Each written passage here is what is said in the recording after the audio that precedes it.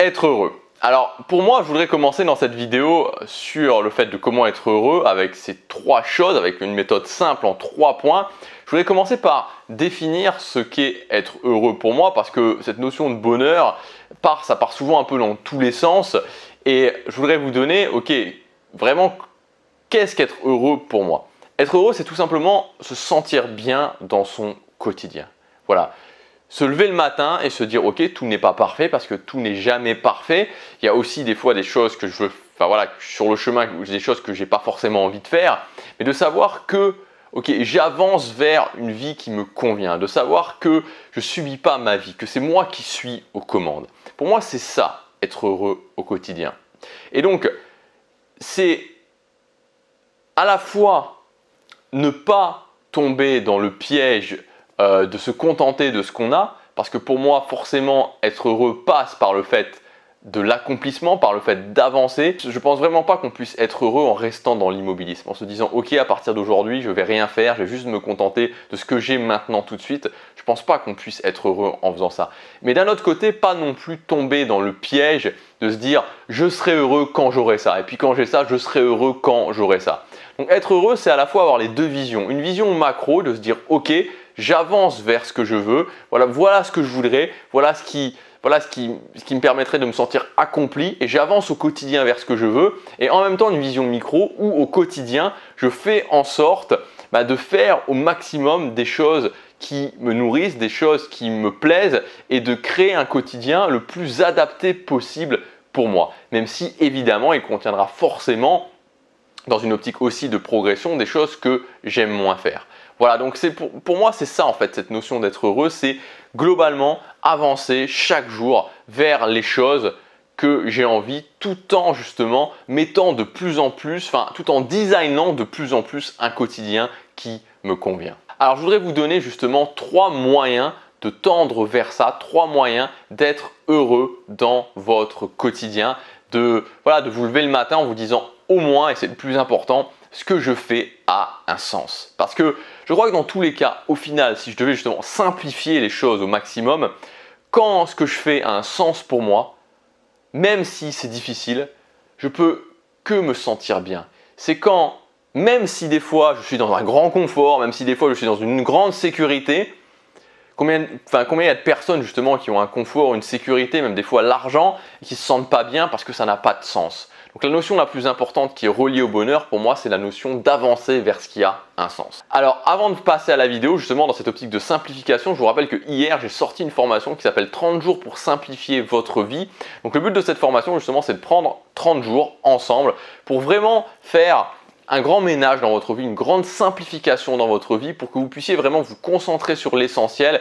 On a une période importante, c'est bientôt la fin de l'année, c'est bientôt le moment où on va se dire ok, comment je veux améliorer les choses, comment je vais aller encore plus loin dans ma vie, comment je peux encore créer plus de choses qui ont du sens pour moi dans ma vie. Et dans cette optique-là, la première étape, c'est justement de faire du vide. Voilà, de pouvoir se dire ok, c'est quoi mes priorités, c'est quoi l'essentiel, comment je pourrais simplifier les choses, comment je pourrais gagner du temps, comment je pourrais me soulager en termes d'énergie mentale. Donc on va faire tout ça ensemble dans cette formation comme si justement vous voulez réaménager totalement votre maison. Et avant de commencer à réaménager votre maison, on va faire le tri, on va vider tout ce qui ne vous convient pas. Donc cette formation, elle a son prix de lancement pour les prochains jours, c'est le premier lien dans la description. 3 choses pour tendre de plus en plus vers cette notion de bonheur au quotidien. La première chose, c'est tout simplement d'apprendre à se connaître. Aujourd'hui, je pense qu'il y a quelque chose qui est dramatique dans notre société, c'est le fait que de plus en plus, notamment au niveau de ce qu'on fait, au niveau de la pensée aussi, on doit être sur des rails. C'est-à-dire que tout le monde doit penser pareil, tout le monde doit faire pareil.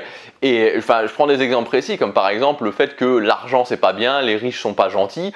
Si vous dites oui, les riches sont des gens sympas et vous dites oui, l'argent peut rendre heureux, vous allez vous faire lyncher en place publique, quoi. Honnêtement, il suffit de regarder sur YouTube. On est obligé finalement de penser de la même façon, d'agir de la même façon, et en fait ça rend profondément malheureux parce qu'on n'est pas pareil. C'est-à-dire qu'il y a autant de possibilités qu'il y a d'êtres humains, Et donc, il faut vraiment apprendre à se connaître pour se dire, ok, qui je suis, qu'est-ce qui me convient dans ma vie, quel type de personne je suis, qu'est-ce que je veux dans ma vie, ou est-ce que j'ai envie d'avoir un style de vie plus nomade, est-ce que je veux gagner beaucoup d'argent, est-ce que au contraire l'argent ne m'intéresse pas du tout, est-ce que je veux être à la campagne, à la ville, quel type de boulot je veux avoir, quel type de relation de couple je veux avoir, quel type de famille je veux avoir, tout ça. C'est pas des choses où on se dit ok à 25 ans, à 30 ans, il faut que voilà, j'ai mon boulot, mon CDI, que je sois marié, que je sois en route pour avoir des enfants dans une ville, voilà, et que non, c'est pas ça, c'est pas comme ça parce que c'est pas apprendre à se connaître ça. Plus j'apprends à me connaître et plus justement je vais pouvoir faire des choses qui me correspondent et être plus heureux au quotidien. Donc prendre ce chemin d'apprendre à se connaître. Et ce qui m'amène au deuxième point, pour réussir à apprendre à se connaître, pour réussir à un moment donné à se dire ok, je sais ce que je veux, parce que j'ai appris à me connaître. C'est ça, et pour beaucoup de gens, c'est ça un petit peu le drame, c'est que je ne sais pas ce que je veux. J'ai cette décision, qu'est-ce que je veux faire, mais je ne sais pas parce que je ne me connais pas. Donc il faut apprendre à se connaître. Et pour apprendre à se connaître, ça me mène, comme je vous disais, au deuxième point, il faut faire.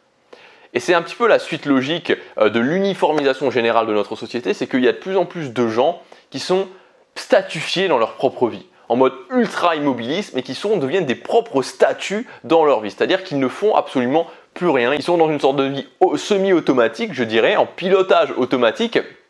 Et les réseaux sociaux ont un petit peu parachevé tout ça, puisqu'il y a beaucoup de gens qui sont devenus des 100% commentateurs, qui passent leur temps à commenter sur les réseaux sociaux, mais au final, dans leur vie, ne font pas énormément de choses.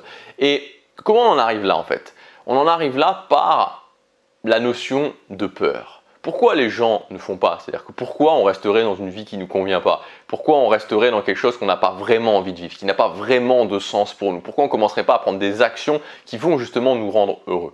C'est la notion de peur en fait. On nous maintient dans une notion de peur. Alors je ne dis pas qu'il y a un système comme ça, Big Brother et tout, mais c'est une ambiance générale de peur où finalement c'est auto-alimenté par beaucoup de gens. C'est-à-dire que, je prends un exemple concret. Si aujourd'hui vous avez un boulot, vous êtes dans un cercle social plus ou moins classique et que vous dites ok, je vais quitter mon boulot parce que je veux vivre mon rêve, vivre mon grand projet, les gens vont vous dire mais quoi? Mais tu fais attention, tu vas détruire ta vie. Ils vont avoir ce genre d'argument là. Parce que pourquoi on dit ça? Parce que c'est la notion de peur en fait. On a peur.